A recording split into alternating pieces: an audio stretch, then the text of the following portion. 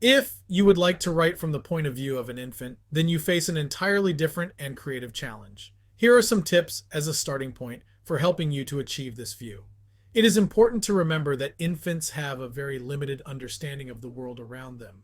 They are mainly able to perceive things based on their immediate senses, rather than by using their logical thinking abilities. It is important to maintain an emphasis on sensory elements.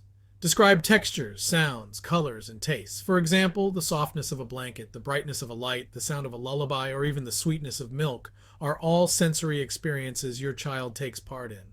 It is important to note that infants react emotionally rather than intellectually. They are likely to respond with feelings of comfort, discomfort, happiness, sorrow, curiosity, or fear, often without clear reasons from an adult's perspective. Those who are writing from the perspective of an infant will have to consider how they communicate with their actions and describe them as they would on their own. Since infants cannot talk, their primary method of communication is their crying, cooing, and physical movements. Infants are completely dependent on others. This dependence can be used as the foundation of a story. It can address a range of topics, such as the comfort and security they find when their caregivers are present, or the distress and confusion they feel when they are absent. For an infant, everything is new and full of wonder. Even the most mundane objects and activities can be sources of fascination to them. Your descriptions should convey that sense of wonder in the eyes of your readers. Infants do not have complex thought processes, so they should take a simple approach to the world so that their perspective becomes straightforward and immediate as soon as they receive it. Keep thoughts and perceptions basic and simple.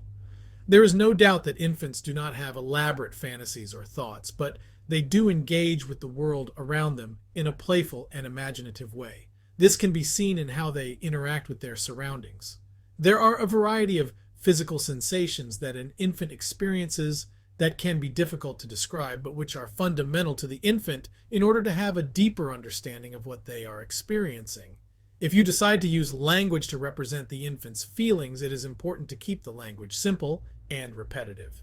This is in keeping with the infant's limited range and depth of understanding. If you focus on these aspects, it is possible to create a believable and engaging portrayal of the world from the perspective of an infant, thus offering readers a unique and often underrepresented perspective on life.